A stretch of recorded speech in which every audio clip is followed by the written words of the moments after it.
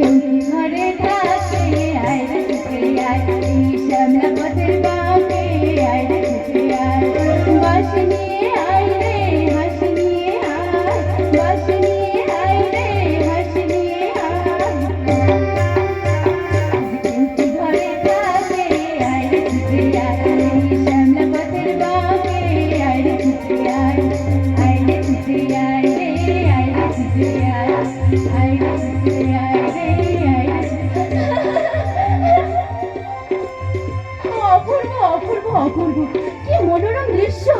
ইস, ব্যাপার হতো বলে তো এসব না দেখে বাড়ি চলে গেলে। ঝর্ণা, নদী, পাহাড়, বড় জঙ্গল, দেখে মনে হচ্ছে আকাশ থেকে একটা নদী নেমে এসে সবুজ জঙ্গলের বুক চিরে পাহাড়ের গা বেয়ে অঝোর ধারায় ঝর্ণা হয়ে পড়ছে। আর চারিদিকে শুধু আর শুধু সবুজ টিয়া পাখি, জঙ্গলের সাথে এমন ভাবে মিশে গেছে মনে হচ্ছে গাছের সবুজ পাতা। আর ওই ঝর্ণাটা পাহাড়ের গা বেয়ে এমন সাদা হয়ে পড়ছে মনে হচ্ছে দুধের ধারা।